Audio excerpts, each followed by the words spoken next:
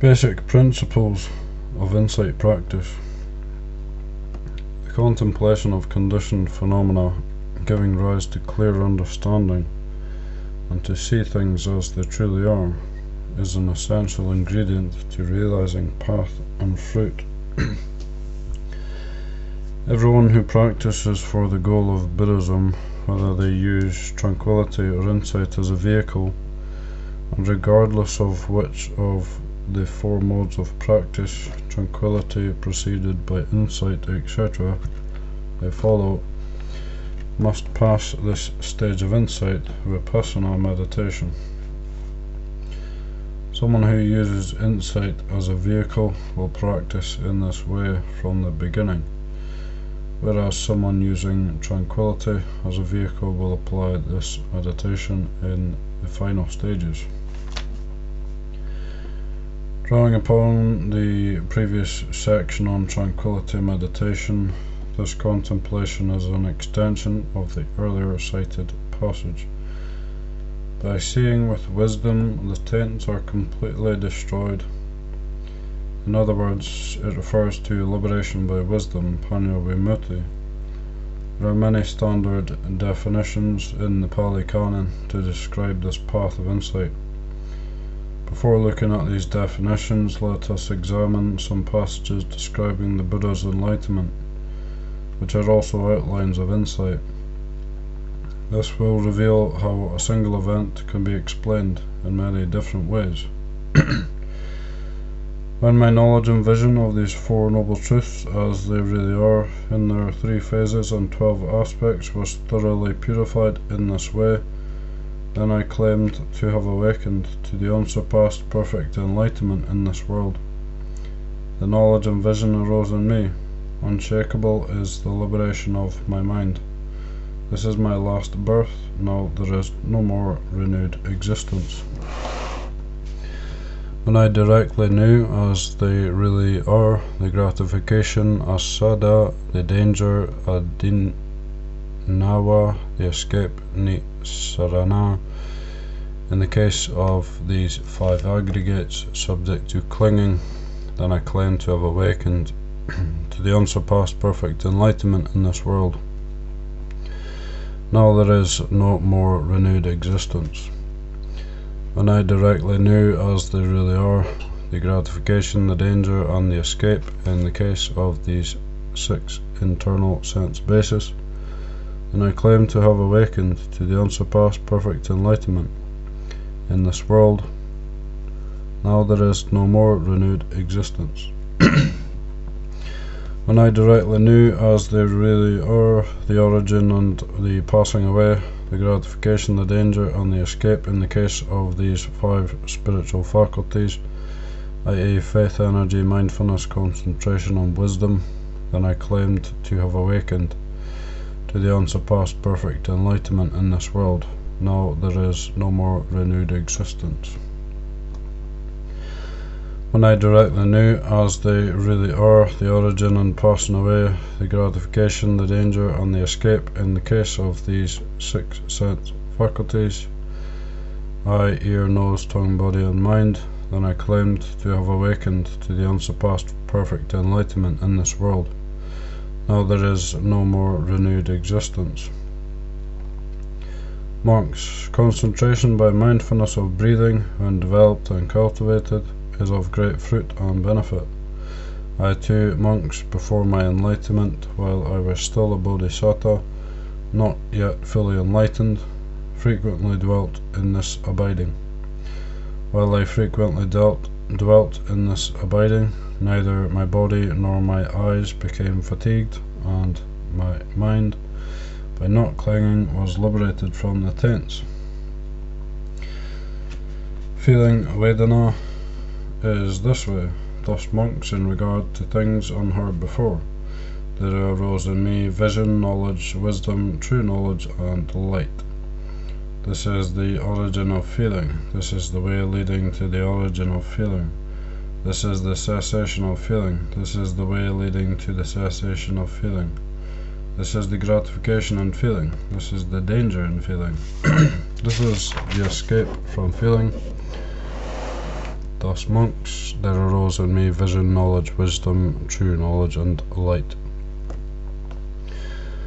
This is the contemplation of the body in the body, kaya kaya nupassana.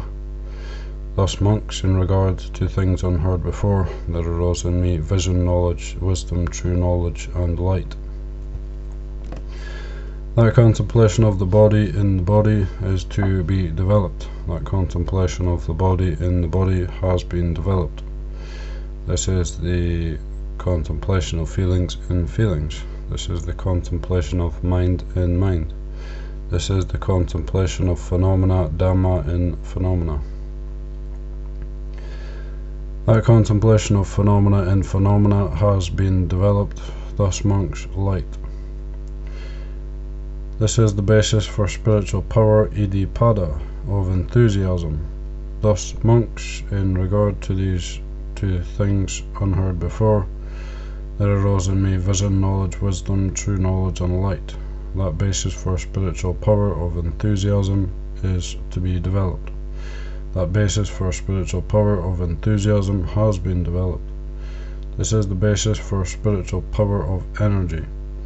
This is the basis for spiritual power of dedicated application of mind, citta.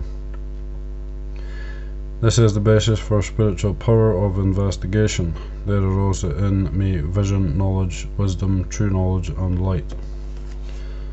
Monks, before my enlightenment, while I was still a bodhisattva, not yet fully enlightened, it occurred to me, alas, this world has fallen into trouble, in that it is born, ages, and dies. It passes away and is reborn, yet it does not understand the escape from this suffering, headed by aging and death. When now will an escape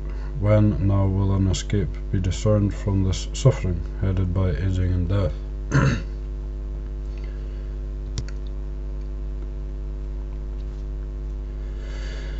Then, monks, it occurred to me, when that exists, does aging and death come to be? By what is aging and death conditioned? Then, monks, through careful attention, there took place in me a breakthrough by wisdom. When there is birth, aging and death comes to be. Aging and death has birth as condition. When what exists, does birth come to be? Does becoming come to be? Does clinging come to be? Does craving come to be? Does feeling come to be? Does contact come to be? Do the 6 sense bases come to be? Does mind and body come to be? Then, monks, the question occurred to me, when what exists, does consciousness come to be? By what is consciousness conditioned? Then, monks, through careful attention, there took place in me a breakthrough by wisdom. When there is mind and body, consciousness comes to be. Consciousness has mind and body as its condition. Then, monks, it occurred to me, this consciousness turns back. It does not go further than mind and body. It is to this extent that one may be born and age, and die, pass away, and be reborn. That is, when there is consciousness with mind and body as its condition, and mind and body with consciousness as its condition. With mind and body as condition, the 6 sense basis, with the 6 sense basis as condition, contact. Such is the origin of this whole mass of suffering. Origination. Thus, monks, in regard to things unheard before, there arose in me vision, knowledge, wisdom, true knowledge, and light.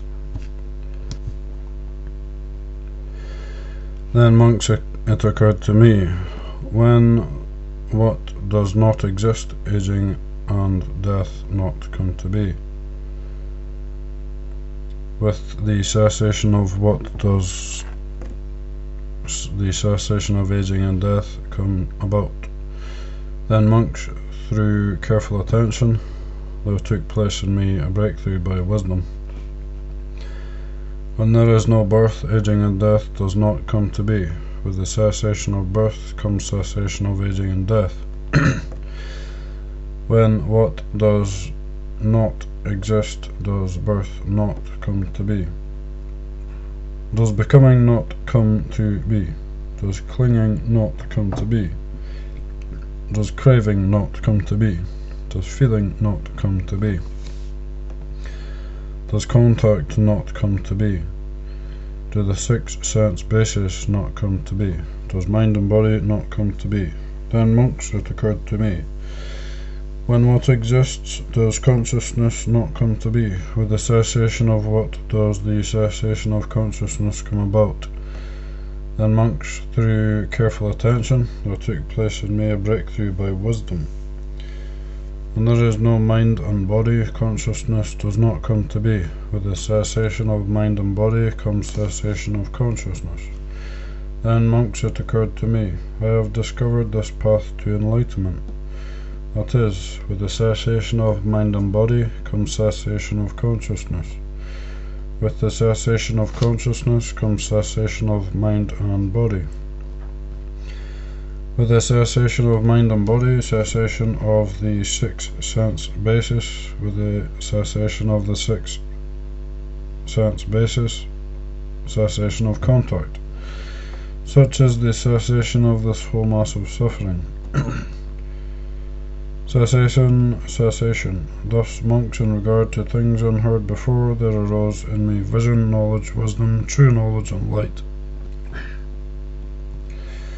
So too, monks, I saw the ancient path, the ancient road travelled by the perfectly enlightened ones of the past. It is just this Noble Eightfold Path, that is, right view, right intention, right concentration. I followed that path, and by doing so I have directly known aging and death, its origin, its cessation, and the way leading to its cessation. I have directly known birth, becoming, clinging, craving, feeling, contact, the 6 sense basis, mind and body, consciousness, volitional formations, their origin, their cessation, and the way leading to their cessation. Having directly known them, I've explained them to the bhikkhus, the bhikkhunis, the male lay followers, and the female lay followers. This holy life, monks, has become successful and prosperous, popular, widespread, firmly established, well proclaimed among devas and humans. There are many standard definitions for the realization of arahantship through insight by the Buddha's disciples. Some are similar to the passages presented above of the Buddha's enlightenment, while others vary, but essentially they are the same. Phenomena, most often the 5 aggregates or the 12 sense spheres, are divided into different parts, and their true nature is examined according to the 3 characteristics: impermanence, dukkha, and not self. Many passages focus on the belief in self and emphasize the characteristic of not self. Some passages trace the relationship between conditions in the context of dependent origination. From the angle of Dhamma practice, these passages all refer to one or more of the groups found in the 37 factors of enlightenment, Bodhipakkhya Dhamma. The outlines explaining particular ways of contemplation can be extremely helpful for insight practice if one can capture their meaning and not get confused by the technical language.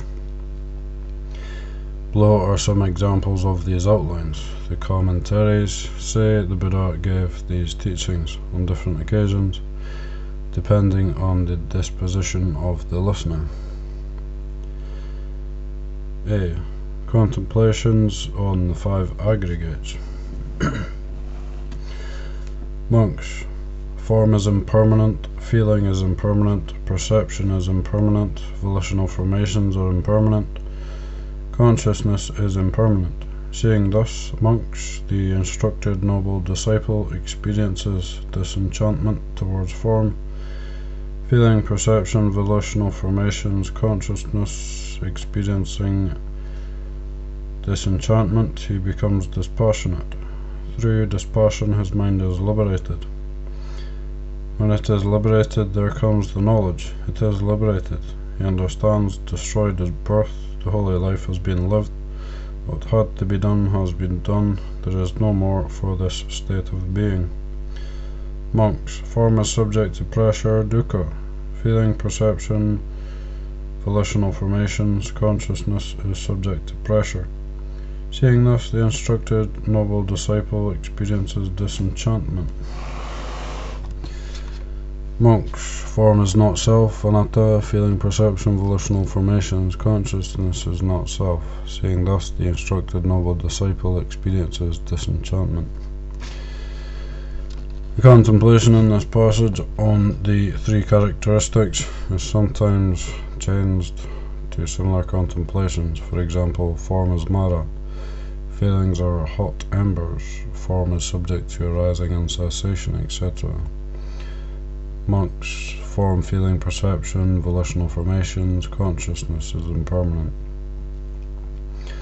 What is impermanent is subject to pressure, dukkha. What is subject to pressure is not self. What is not self should be seen as it really is with correct wisdom. Thus, this is not mine, this I am not, this is not myself. Saying thus, the instructed noble disciple experiences disenchantment. Monks. The body is not self. If the body were self, it would not lead to affliction, and it would be possible to have it of the body. May my body be this way, may it not be that way.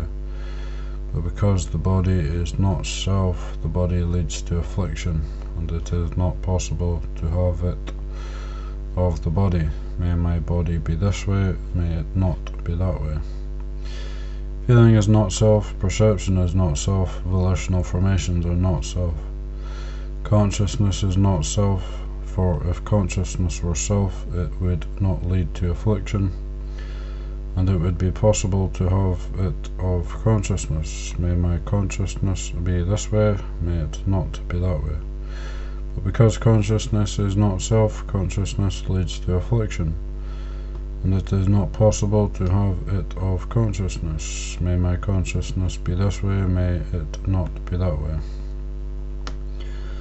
What do you think, monks? Is the body permanent or impermanent? Impermanent, venerable sir.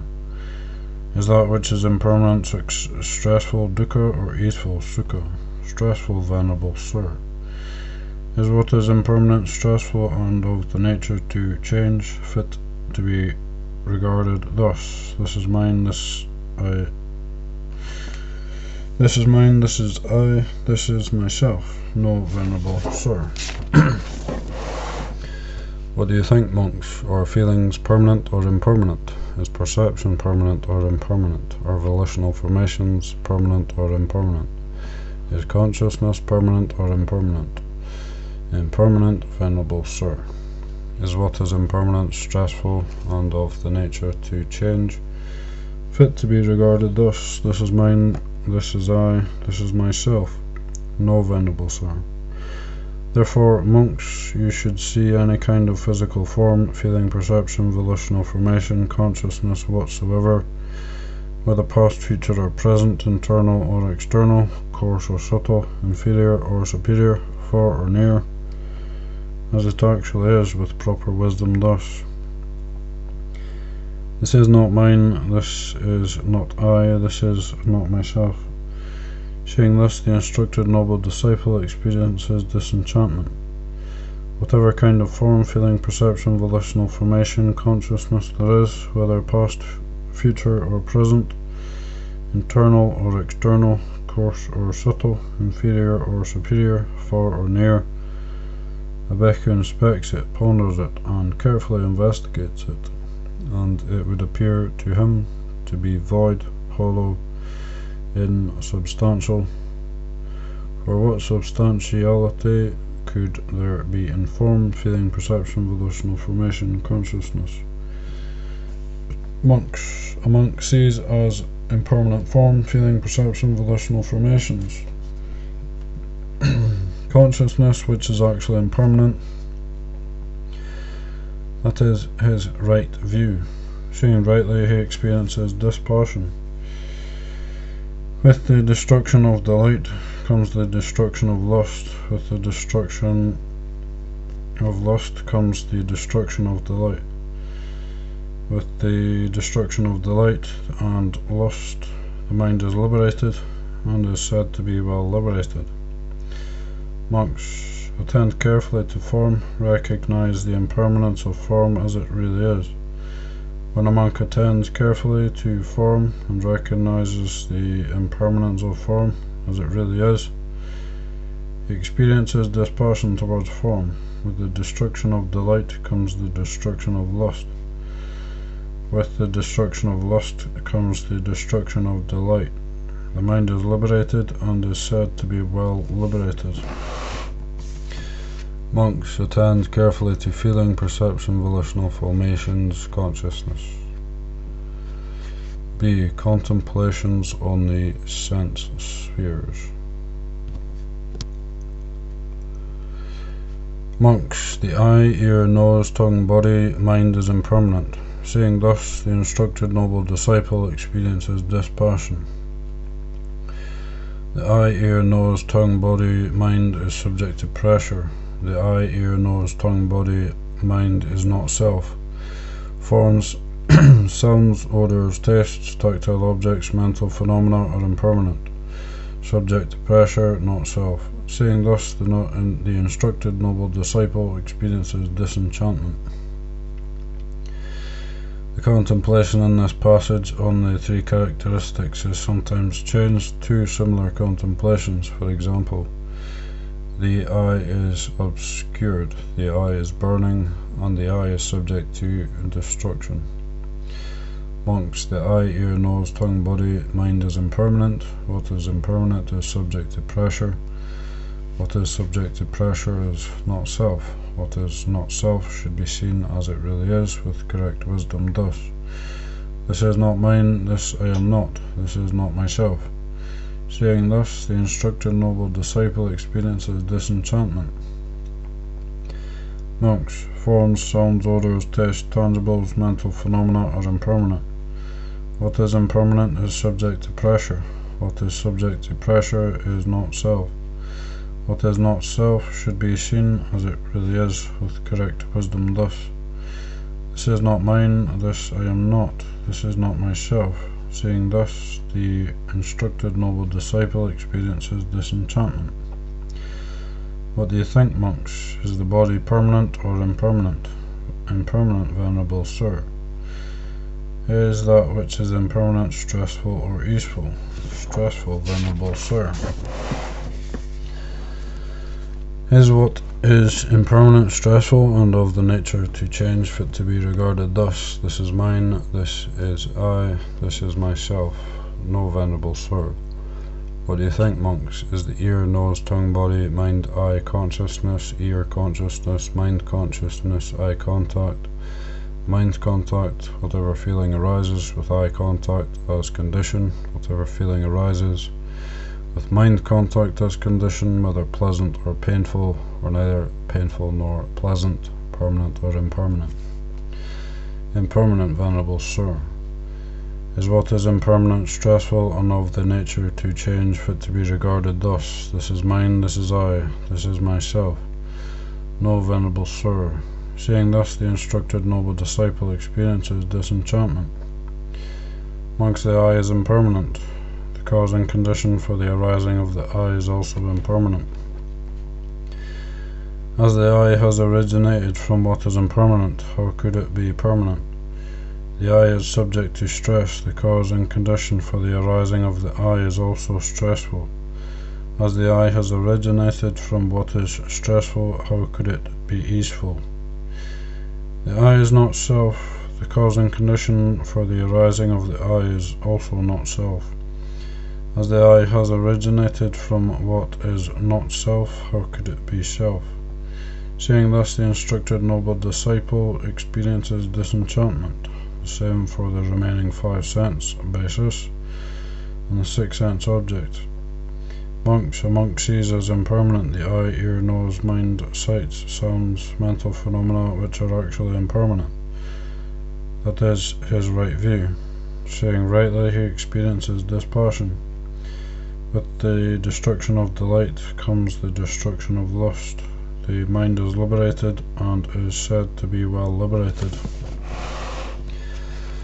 Monks attend carefully to the eye, recognize the impermanence of the eye as it really is. When a monk attends carefully to the eye and recognizes the impermanence of the eye as it really is, he experiences dispassion toward the eye. With the destruction of delight comes the destruction of lust. The mind is liberated and is said to be well liberated. Monks attend carefully to the ear, nose, mind, sights, sounds, mental phenomena. A certain bhikkhu approached the Blessed One and said to him, Venerable Sir, is there one thing through the abandoning of which ignorance is abandoned by a bhikkhu and true knowledge arises?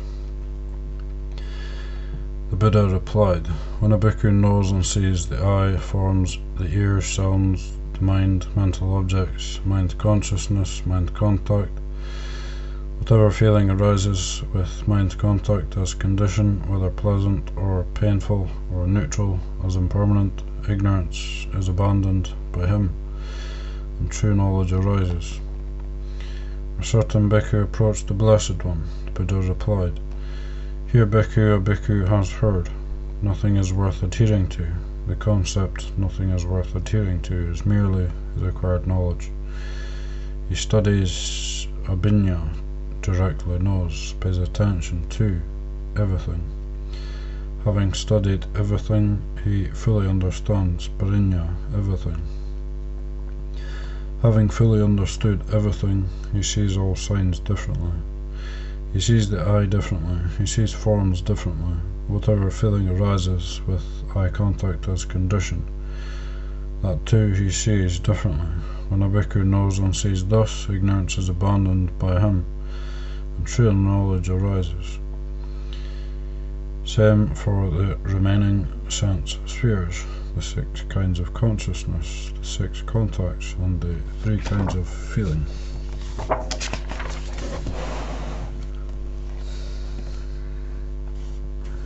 C. General Inquiry. Bhikkhus, when what exists by clinging to what, do pleasure and pain arise internally. When there is form bhikkhus, by clinging to form, pleasure and pain arise internally. When there is feeling, perception, volitional formations, consciousness, by clinging to consciousness, pleasure and pain arise internally. What do you think, monks? Is form, feeling, etc. permanent or impermanent? Impermanent, Venerable Sir. Is that which is impermanent stressful or easeful? Stressful, Venerable Sir.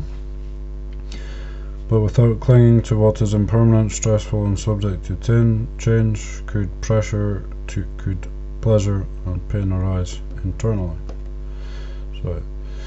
But without clinging to what is impermanent, stressful, and subject to change, could pleasure and pain arise internally? No, Venerable Sir. Saying thus, the instructed noble disciple experiences disenchantment.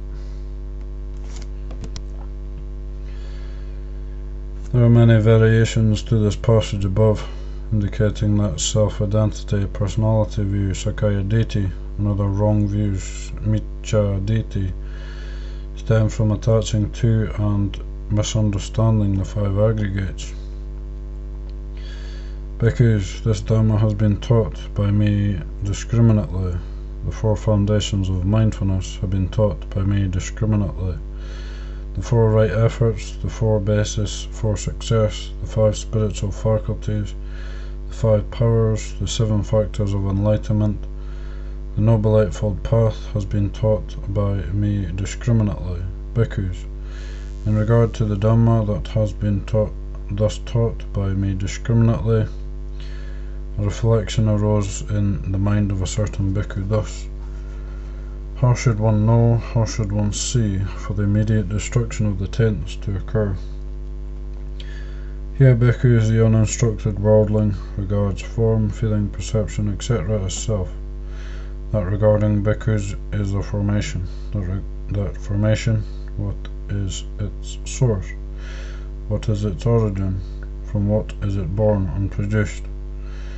When the uninstructed worldling is contacted by a feeling born of ignorance, contact, craving arises, thence that formation is born. Thus, because that formation is impermanent, conditioned, dependently arisen, that craving, feeling, contact, that ignorance is impermanent, conditioned, dependently arisen, when one knows and sees thus, because the immediate destruction of the tense occurs. Bhikkhus, while a bhikkhu dwells mindfully, bhikkhus, while a bhikkhu dwells mindful and clearly comprehending, diligent, ardent, and resolute, if there arises in him a pleasant feeling, he understands thus: there has arisen in me a pleasant feeling. Now that is dependent, not independent. Dependent on what? Dependent on this very body. But this body is impermanent, conditioned, dependently arisen. So when the pleasant feeling has arisen in dependence on a body that is impermanent, conditioned, dependently arisen, how could it be permanent? He dwells contemplating impermanence in the body and in pleasant feeling. He dwells contemplating vanishing, contemplating fading away, contemplating cessation, contemplating relinquishment. As he dwells thus, the underlying tendency to lust in regard to the body and in regard to pleasant feeling is abandoned by him. While a bhikkhu dwells mindful, if there arises in him a painful feeling, he understands. The underlying tendency to aversion in regard to the body and in regard to painful feeling is abandoned by him. While a bhikkhu dwells mindful, if there arises in him a neither painful nor pleasant feeling, he understands. The underlying tendency to ignorance in regard to the body and in regard to neither painful nor pleasant feeling is abandoned by him.